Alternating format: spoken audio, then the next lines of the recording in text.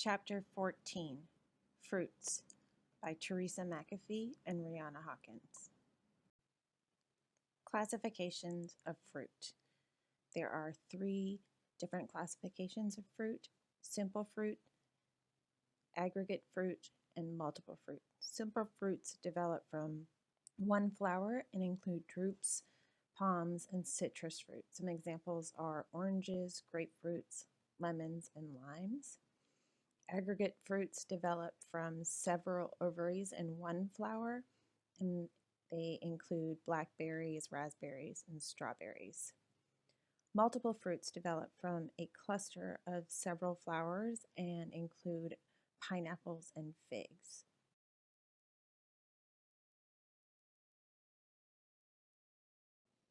Composition of fruits.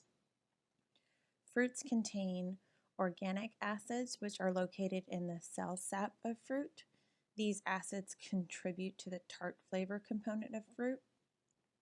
The acidity of fruits is normally below a pH of 5.0, and the tartness in fruit is related in part to their acidic content. Pectic substances are also part of fruit, and there are 3 types of pectic substances found in fruits. These include protopectin, pectin, and pectic acid. Phenylyl compounds are responsible for the browning and bruising that occur in ripened fruit. These compounds are also known as tannins, and fruits containing phenylyl compounds include apples, apricots, avocados, bananas, cherries, dates, grapes, nectarines, papayas, peaches, persimmons, pears, and strawberries.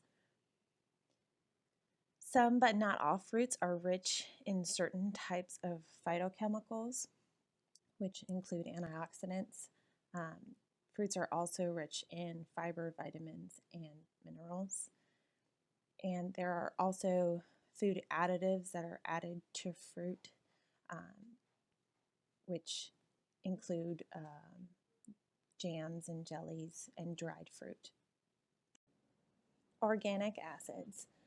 There are 5 organic acids that are present in fruit. Citric acid, which is common in citrus fruits and tomatoes. Malic acid, which is in apples, apricots, cherries, peaches, pears, and strawberries. Tartaric acid, which is in grapes. Oxalic acid, which is in rhubarb. Benzoic acid, which is in cranberries. The oxalic acid in rhubarb can combine with calcium in the intestines to form calcium oxalate, which is an insoluble complex that cannot be absorbed. Pectic substances. Pectin is a general term that describes pectic polysaccharides, which act as a cementing substance between cell walls and are partially responsible for the plant's firmness and structure. Pectin is found between the plant cells and within the cell walls. Pectin is used to contribute to the gelling in jams and jellies. It is also used as an emulsifier, stabilizer, thickener, and texturizer by the food industry. Frozen foods benefit from the use of pectin by the ability to improve texture by controlling ice crystal size, preventing loss of syrup during thawing, and improving overall shape. Prior to pectin formation, the pectic substance in immature fruit is protopectin, a large insoluble molecule. As the fruit ripens, enzymes convert protopectin to more water-soluble pectin.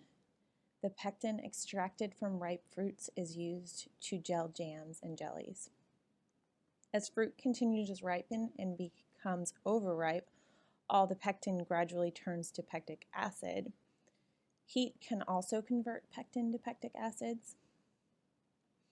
When juice is abstracted from fruits, pectic substances can sometimes cause it to cloud. One way to remove cloudiness is through a clarification process in which enzymes such as pectinase are added to the juice to break down the pectic pectin compounds. Fruits as functional foods. Some but not all fruits are rich in certain types of phytochemicals, fiber, vitamins, and/or minerals. Phytochemicals refer to a wide variety of substances found in plants.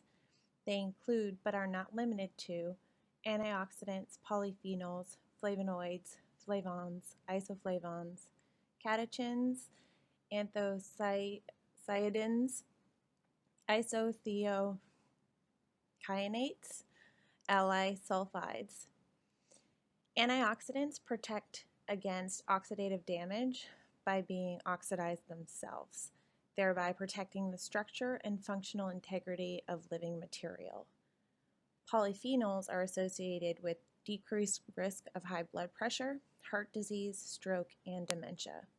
High levels of polyphenols are found in pomegranates, grape seeds, and berries. Food additives in fruit.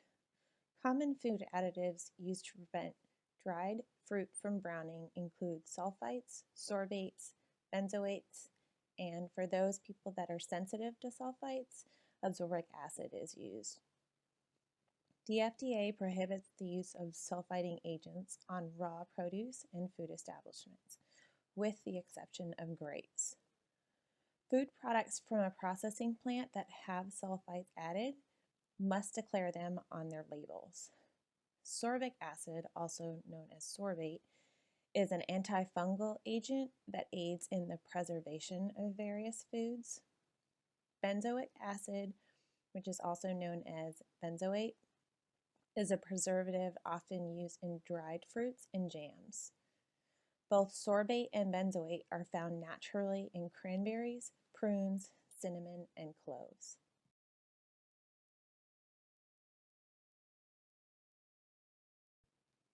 Grading fruit.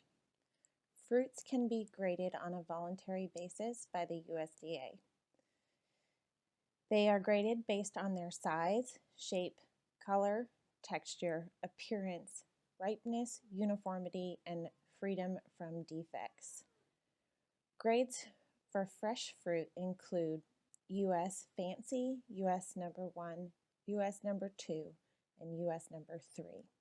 And grades for frozen or canned fruit include US Grade A or Fancy, US Grade B or Choice, and US Grade C or Standard. The textbook highlights 3 ways to process fruits: canning, freezing, and drying. Canning fruits is commercially the most popular way to process fruits. Canned fruits can either be in juice from the fruit, light syrup, or heavy syrup. Juice from the fruit has no added sugar, while light syrup contains 10 to 14 density in fruit cocktail and has some added sugar, and heavy syrup is a heavier sugar concentration with 18 to 22% density in fruit cocktail. The grading of canned fruits was discussed on the earlier slide, but just to reiterate, there are 3 levels in descending order: Grade A or Fancy, Grade B or Choice, and Grade C of Standard.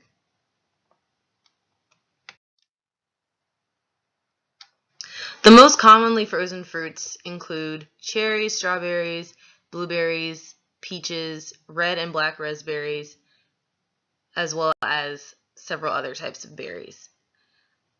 The color and taste are intact, but the texture is compromised when you freeze a fruit. Signs of refrozen fruits include juice stains on the outside of the package as well as heavy frost on the outside of the package. And in order to avoid refreezing, frozen fruit should be stored at 0 degrees Fahrenheit and maintained during storage and transportation.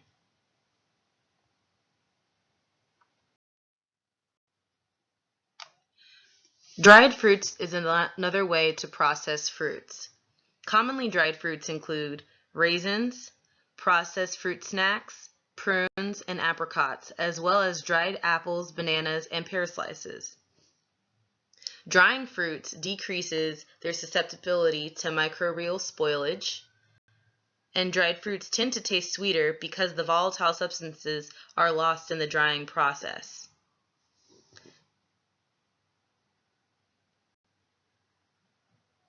Fruit leather is a specific type of dried fruit method in which a fruit puree is dehydrated and it takes on a beef jerky-like consistency. Rehydrating dried fruit is possible and is typically done with 1/2 cup of liquid for every cup of dried fruit. Then that mixture is microwaved for 2 minutes on medium heat to rehydrate the fruit. And liquids can include liqueurs or other spirits or water. Fruits can also be prepared as fruit juices. The fruit and vegetable juicing process has several steps. The first would be juice extraction. The fruits or vegetables must be thoroughly cleaned and then have the bruises, molds, seeds, peels, and pits removed. Then the juice can either be extracted with manual or mechanical extraction. Manual extraction could include simply cutting a lemon in half and manually squeezing the juice out of the lemon. Mechanical extraction includes things like using a juicer or a press to extract the juice. The next step would be clarification, in which the suspended cell wall matter of the plants is removed. And it's typically called haze or cloud. After clarification comes deaeration, which removes the trapped air from the juice, and this increases the shelf life, improves the flavor, and reduces the breakdown of vitamin C, a water-soluble vitamin. The next step is pasteurization, which is heating the juice to deactivate the enzymes, which deactivates the enzymes that affect flavor and viscosity of the juice, also destroying microorganisms that lead to foodborne illness. Fresh juices have an increased risk of E. coli for this reason because they are not pasteurized. The last stage of juice processing is concentration or addition. This includes things like carbonation, fortification, and texture modification. Blends of fruit flavors and juices are common and range from pure fruit juices to highly diluted to artificially flavored and colored drinks. And it may include little of the actual juice or its nutrients. Preparation of fruits. We will discuss limiting enzymatic browning, changes during ripening and heating, dry heat versus moist heat preparation, and fruit spreads. Enzymatic browning is a process in which, when certain fruits are cut open or peeled, enzymatic activity leads to the browning of the fruit. There are several steps or several different ways to decrease or inhibit enzymatic browning. The first is denaturing the enzymes. Blanching the food or the fruit in boiling water will deactivate the enzymes by denaturing them, but you will also lose texture and flavor of ripe fruit, which is why this method is typically not used for fruit. Reducing the pH also inhibits enzymatic browning by inhibiting the enzyme polyphenol oxidase. It operates optimally at a pH of 7, so adding an acid like lemon juice, cream of tartar, or vinegar decreases the pH to a level that the enzyme cannot be active. The next approach is lowering the temperature. Colder temperatures slow down the rate of enzymatic activity, therefore not inhibiting the enzyme, just slowing down the process of enzymatic activity. Next is coating the fruit in sugar or water. This method decreases the exposure to oxygen of the fruit, and therefore keeping the enzyme inactive. Lastly is adding an antioxidant. Adding an antioxidant like ascorbic acid, or also known as vitamin C, and sulfur compounds use up all the available oxygen on the surface of the fruit, therefore helping to keep it from browning. There are several changes during ripening and heating of fruits that the book outlines. Color, pH, metal salts, ethylene gas, texture, osmosis, flavor, and zest are some of the ones that the book examines. Color changes happen as the fruit ripens. The fruit will become more vibrant as it ripens. Heating the fruit can change its pH, and canned fruits and vegetables that contain anthocyanins can react with the metal tin lining of the cans that they are kept in, and therefore these cans should be treated so that this interaction does not happen and discolor the fruit.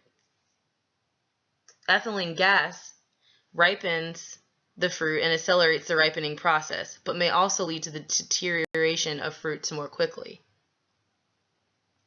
Texture. Fruits tend to be served raw because they have a more desirable texture. Cooking dramatically changes the texture of fruits via protopectin being converted to pectin, degradation of cellulose and hemicellulose, as well as the denaturation of the cell membrane proteins.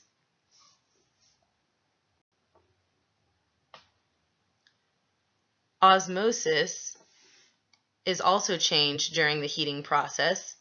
When heated, the cells transition from being selectively permeable to simple diffusion membranes, which leads to the mushy texture that heated fruits are often associated with. Flavor tends to decrease as fruits are heated, but flavor increases as fruits ripen.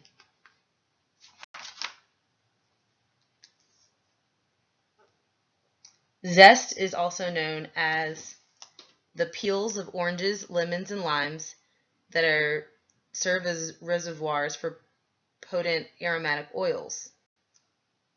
The zest can be removed one of three ways: grating with a grater, using a zesting tool, or cutting with a sharp paring knife.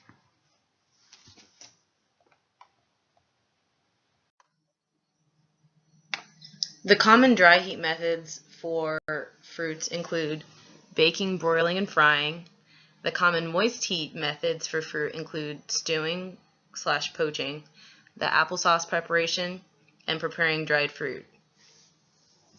Dry heat baking is most commonly used for cakes, pies, cookies, muffins, scones, and cobblers. Broiling is usually performed on grape halves, pineapple halves, and bananas, and a sugary water liquid can be put over the fruit to ensure browning. And there's also frying, which can happen in a sauteing pan with some fat or oil. The moist heat methods include stewing or poaching, which happens at 160 to 100 degrees Fahrenheit for the water or syrup that the fruit will be submerged in, and it should be noted that this process is quick. It will not take long for the fruit to become tender. Applesauce preparation is associated with a pound of apples being used with about 1 to 1.5 cups of water or cider being added to a saucepan. The pan is then covered and the mixture is brought to a boil and then reduced to a simmer and cooked for about 10 minutes or until tender. Once the pan is removed from the heat, the apples can then be pulverized with a masher or fork until smooth. Sugar can then be added as desired. Preparing dried fruit is typically done using soaked fruit in water and then simmered in a covered pan, but some dried fruits, such as prunes, have a higher water content and do not need to be soaked before cooking. The natural sweetness of dried fruits usually makes it unnecessary to add sugar, but some fluid may be necessary to rehydrate the dried fruits. To add more flavor, some recipes call for juice or liqueurs instead of water. The various types of fruit spreads include preserves, jams, conserves, jellies, marmalades, and butters. Preserves are made of whole fruit halves and chunks. Jams are made with ground or mashed whole food cooked fruit. Conserves are made of a mixture of fruits with nuts and raisins, but typically no added sugar. Jellies are made with the juice of cooked fruit with added sugar and pectin. Marmalades are made with the juice of fruit as well as thin slices of fruit and rind. And butters are thick and smooth fruit preserves of sieved, long-cooked fruit that typically are less sweet than jams and jellies and have the shortest life out of all fruit spreads. The final section of this chapter is the storage of fruits. We will talk about the storage of fresh fruit, canned fruit, as well as olives. There is no one-size-fits-all for storing fresh fruit. Fruit with higher water concentrations are best consumed 3 days after purchase. Fruits that do well in the fridge can be stored in plastic bags with punctured holes, which may increase the storage time. That includes things like cherries, strawberries, and blueberries. Apples can stay longer in the fridge, and refrigeration can extend their shelf life, while bananas should be stored at room temperature because refrigeration interferes with the ripening process, browning the skin of the banana. Canned fruits are best stored in dry storage around 70 degrees Fahrenheit. Cans that are bulging, dented, leaking, or rusted should be discarded of immediately, especially bulging cans, which may indicate the presence of the anaerobic bacteria that causes deadly botulism. Lastly, olives can either be stored in cans or jars, and their storage life depends primarily on if it is canned or jarred. Olives in a can be stored in their original brine, covered with a breathable plastic wrap, and kept in the refrigerator for no more than 10 days because possibly harmful toxins may develop when olives are stored in sealed or airtight containers. However, olives that are stored in a jar have 3 times the salt concentration and a much lower pH than the olives stored in the can. So it does not matter if the storage container is airtight or not.